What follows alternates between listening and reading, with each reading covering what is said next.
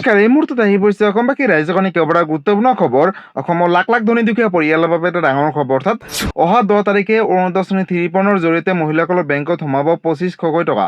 লগতে অৰুণোদয় আঁচনিৰ পৰা হাজাৰ হাজাৰ মহিলাৰ নাম কৰ্তন কৰিব। এইকেইটা কাম কৰক, নহ'লে নাপাব টকা। মুখ্যমন্ত্ৰীয়ে ডাঙৰ সিদ্ধান্ত গ্ৰহণ কৰিছে। লগতে গেছ চিলিণ্ডাৰক লৈ এটা ডাঙৰ ঘোষণা যে 23 তাৰিখৰ ভিতৰত KIC আপডেট নকৰিলে নাপাব গেছ চিলিণ্ডাৰ। কিন্তু ক'ত কেনেকৈ আবেদন কৰিব, ক'ত কেনেকৈ KIC কৰিব, সবিশেষ জানিব। লগতে কৃষকসকলৰ বাবেও আছে এটা সুখবৰ, কিয়নো চৰকাৰে কৃষকক লৈ এটা বৃহৎ সিদ্ধান্ত গ্ৰহণ কৰিছে। গতিকে ভিডিঅ'টো সম্পূৰ্ণকৈ চাওক আৰু ভালদৰে বুজি লওক। তো বলক ভিডিঅ'টো আৰম্ভ কৰোঁ। আৰু আজিৰ প্ৰথমটো খবৰ হৈছে ৰাজ্যৰ লাখ লাখ ধনী দুখীয়া পৰিয়ালৰ বাবে এটা ডাঙৰ খবৰ, কিয়নো অৰুণোদয় আঁচনিক লৈ অসমৰ মাননীয় মুখ্যমন্ত্ৰী ডক্টৰ হিমন্ত বিশ্ব শৰ্মাই আজি 5টাকৈ বৃহৎ মন্তব্য কৰিছে। অৰ্থাৎ কি নতুন আপডেট আহিছে অৰুণোদয় আঁচনিক লৈ পোনপ্ৰথমতে আপডেটকেইটা এবাৰ চাই লওক। সমষ্টিয়ে নিযুক্তি দিয়া হ'ল ইতিমধ্যে অৰুণোদয় আঁচনিৰ বাবে এজনকৈ সহায়ক। মুকলি কৰা হৈছে ফোন নম্বৰ, ধন নাপালে দিয়ক এতিয়াৰে পৰা অভিযোগ। অৰুণোদয় আঁচনি লাখ লাখ হিতাধিকাৰীসকলৰ বাবে আহি গ'ল এটা ডাঙৰ খবৰ, কিয়নো সমষ্টিয়ে ইতিমধ্যে চৰকাৰে এজনকৈ অৰুণোদয় আঁচনিৰ বাবে সহায়ক দিলে। লগতে ৰাজ্যত আৰম্ভ হৈছে অৰুণোদয় আঁচনিক লৈ এটা ডাঙৰ ঘোষণা। এতিয়াৰ পৰা অৰুণোদয় আঁচনি ধন নাপালে দিব পাৰিব অভিযোগ। আপোনালোকৰ পঞ্চায়তত গৈ ফোন কৰিও দিব পাৰিব অভিযোগ এতিয়াৰ পৰা বুলি ঘোষণা কৰিছে মুখ্যমন্ত্ৰী ডক্টৰ হিমন্ত বিশ্ব শৰ্মাই। লগতে অৰুণোদয় আঁচনিক লৈ হিতাধিকাৰীসকলৰ বাবে এটা বিশেষ অফাৰ, মন গ'লে ল'ব পাৰিব এডভান্স অৰুণোদয় আঁচনিৰ টকা। অৰুণোদয় আঁচনি লাখ লাখ হিতাধিকাৰীসকলৰ বাবে চৰকাৰৰ তৰফৰ পৰা এটা বিশেষ অফাৰ জাৰি কৰা হৈছে। এতিয়াৰে পৰা মন গ'লে হিতাধিকাৰীসকলে ল'ব পাৰিব এডভান্স অৰুণোদয় আঁচনিৰ ধন। প্ৰয়োজনত 1000 বা 2000 টকা এডভান্স ল'ব পাৰিব হিতাধিকাৰীসকলে। তাতকৈও যদি আপোনালোকক অধিক ধন লাগে, অৰ্থাৎ কোনো কাৰণতে আন মানুহৰ পৰা সুদত ধন ল'ব নালাগে। লগতে আনহাতে বছৰটোৰ মুঠ যিমান টকা অৰুণোদয় আঁচনিৰ টকা হয়, সিমানখিনি টকা আগতীয়াকৈ ল'ব পাৰিব অৰুণোদয় আঁচনিৰ জৰিয়তে। বিনা সুদত চৰকাৰে দিব এই টকা বুলিও ইতিমধ্যে ঘোষণা কৰিছে অসমৰ মাননীয় মুখ্যমন্ত্ৰী ডক্টৰ হিমন্ত বিশ্ব শৰ্মাই। অৰুণোদয় আঁচনিৰ পৰা লাখ লাখ হিতাধিকাৰীসকলৰ বাবে এটা ডাঙৰ সিদ্ধান্ত গ্ৰহণ কৰিছে যে আপোনালোকে অহা 10 তাৰিখে অৰুণোদয় আঁচনিৰ জৰিয়তে লাভ কৰিব 2500 টকা। যোৱা 1 আগষ্ট তাৰিখে অৰুণোদয় আঁচনিৰ জৰিয়তে মহিলাসকলৰ বেংকত কিছুমানে সোমাইছিলে 2500 টকা আৰু কিছুমানৰ সোমাইছে 1100 টকা। লগতে এতিয়াও 20,000 মহিলাই লাভ কৰা নাই অৰুণোদয় আঁচনিৰ পৰা টকা।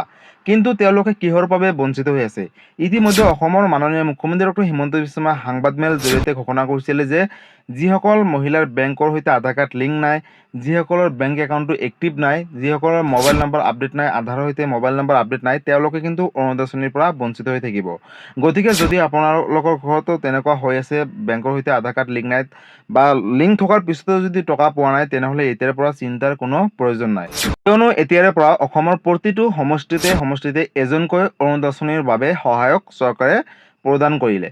অৰ্থাৎ যিসকল অৰুণোদয় আঁচনিৰ মহিলাই টকা নাপাব বা তেওঁলোকে অৰুণোদয় আঁচনিৰ পৰা বঞ্চিত হৈ থাকিব, তেওঁলোকৰ বাবে অৰুণোদয় আঁচনিৰ বাবে এজনকৈ সহায়ক সমষ্টিয়ে পঞ্চায়তত দিলে।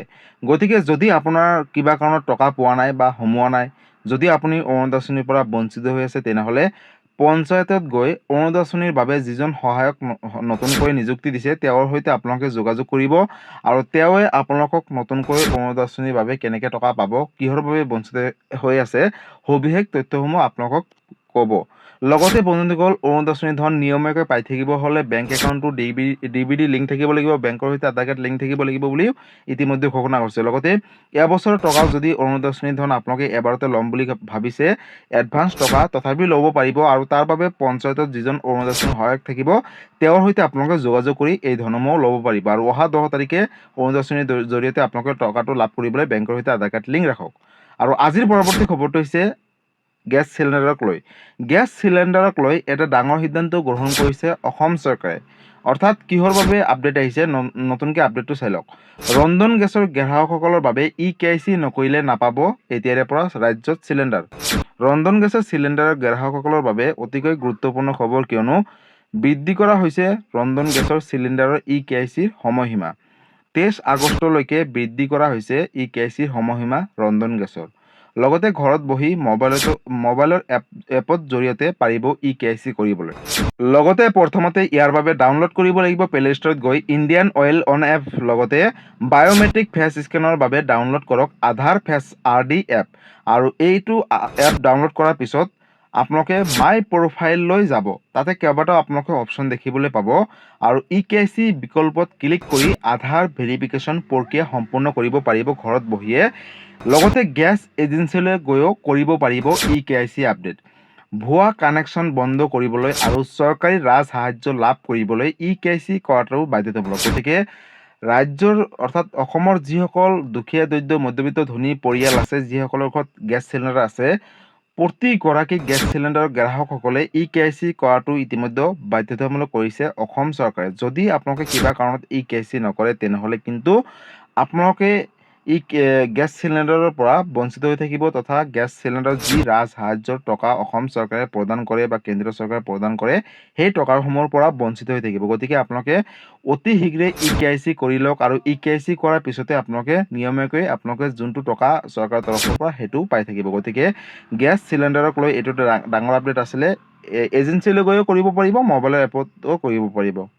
লগতে আজিৰ পৰৱৰ্তী খবৰটো হৈছে ৰাজ্যবাসীৰ বাবে আন এটা সুখবৰ, কিয়নো কৃষকসকলৰ বাবে এটা ডাঙৰ আপডেট আহিছে। চাই লওক। দেশৰ কোটি কোটি কৃষকৰ বাবে এটা ডাঙৰ খবৰ, 2031 চনলৈকে পাই থাকিব PM কিষাণ সন্মান নিধি যোজনাৰ ধন।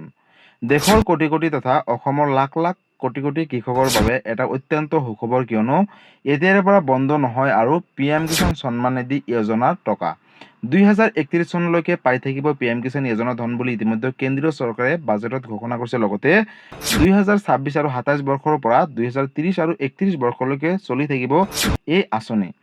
3.15 লাখ কোটিৰ বিত্তীয় অনুদানৰ বাবে কেবিনেটত অনুমোদন ইতিমধ্যে জনাইছে অসম চৰকাৰে তথা কেন্দ্ৰীয় চৰকাৰে। এই পৰ্যন্ত 4.47 কোটি টকা কৃষকৰ বেংক একাউণ্টলৈ প্ৰেৰণ কৰিছে। কেবিনেটত কেন্দ্ৰীয় চৰকাৰে ডাঙৰ সিদ্ধান্ত গ্ৰহণ কৰিছে কৃষকসকলৰ বাবে। দেশৰ কোটি কোটি কৃষকৰ বাবে এটা অত্যন্ত সুখবৰ, কিয়নো যদি আপুনি এগৰাকী কৃষক হয়, তেনেহ'লে আপোনালোকৰ বাবে এটা ভাল খবৰ, কিয়নো আপোনালোকে সকলোৱে জানে যে PM কিষাণ সন্মান নিধি যোজনাটো হৈছে এনেকুৱা এটা আঁচনি। এই আঁচনিৰ জৰিয়তে প্ৰতিগৰাকী কৃষকে বছৰি 6,000 টকা 3টা কিস্তিৰ জৰিয়তে লাভ কৰে তেওঁলোকৰ বেংক একাউণ্টত পোনপটীয়াকৈ DBT যোগে। কিন্তু যদি আপুনি এই টকাটো কেতিয়ালৈকে দিব, এতিয়াৰ পৰা চিন্তা নাইকিয়া হৈ গ'ল, কিয়নো 2031 চনলৈকে PM কিষাণ সন্মান নিধি যোজনাৰ ধনটো আপোনালোকে নিয়মীয়াকৈ পাই থাকিব বেংক একাউণ্টৰ জৰিয়তে। লগতে কেন্দ্ৰীয় চৰকাৰে এই টকাটো প্ৰতি বছৰে 3টাকৈ কিস্তিৰ জৰিয়তে আপোনালোকৰ বেংক একাউণ্টত প্ৰেৰণ কৰিব। ইয়াৰ বাবে KYC আপডেট ৰাখক, বেংকৰ সৈতে আধাৰ কাৰ্ড লিংক ৰাখক, মাটিৰ জমাবন্দী আপডেট দিয়ক আৰু মোবাইল নম্বৰটো আপডেট কৰি ৰাখক। যেতিয়াই চৰকাৰে টকাটো আহিবলগীয়া সময়ত 24 নম্বৰ কিস্তিৰ টকাটো প্ৰেৰণ কৰে, আপোনালোকে যাতে DBT যোগে আপোনালোকৰ বেংক একাউণ্টত লাভ কৰিবলৈ সক্ষম হয়। লগতে বন্ধুসকল, 24 নম্বৰ কিস্তি ধন কেতিয়া দিব, কোনে কোনে লাভ কৰিব, এইকেইটা কাম কৰিলে লাভ কৰিব 24 নম্বৰ কিস্তি ধন। কিন্তু চৰকাৰে আহিবলগীয়া সময়ত 24 নম্বৰ কিস্তি ধনৰ তাৰিখ অতি শীঘ্ৰেই ঘোষণা কৰিবলৈ গৈ আছে। যেতিয়াই চৰকাৰে ডেটটো ঘোষণা কৰে, লগালগ মই এটা ভিডিঅ' বনাই আপলোড কৰিম। তাৰ বাবে আপোনালোকে এই চেনেলটোৰ লগত জড়িত হৈ থাকিব, লগতে সবিশেষ আপডেটসমূহ পাই থাকিব। গতিকে বন্ধুসকল, আজি আছিলে এইটো এটা ইনফৰ্মেটিভ ভিডিঅ' আৰু গুৰুত্বপূৰ্ণ খবৰ। ভিডিঅ'টো চাই কেনেকুৱা পালে, যদি ভাল পালে চেনেলটোত নতুনকৈ আহিছে, চেনেলটো ছাবস্ক্ৰাইব কৰিব, লাইক কৰিব। কিবা সুধিবলগীয়া বা জানিবলগীয়া আছে আপোনালোকে মোক কমেণ্ট কৰি জনাব, মই নিশ্চয় ৰিপ্লাই দিবলৈ চেষ্টা কৰিম। লগতে এই ভিডিঅ'টো সকলো ৰাজ্যবাসীৰ মাজলৈ শ্বেয়াৰ কৰি দিব, যাতে এই ভিডিঅ'টো চাই সকলোৱে এই আপডেটখিনিৰ কথা জানিব পাৰে। লগতে কিবা সুধিবলগীয়া বা জানিবলগীয়া থাকিলে আপোনালোকে মোক কমেণ্ট কৰি জনাব। ধন্যবাদ। জয় আই অসম।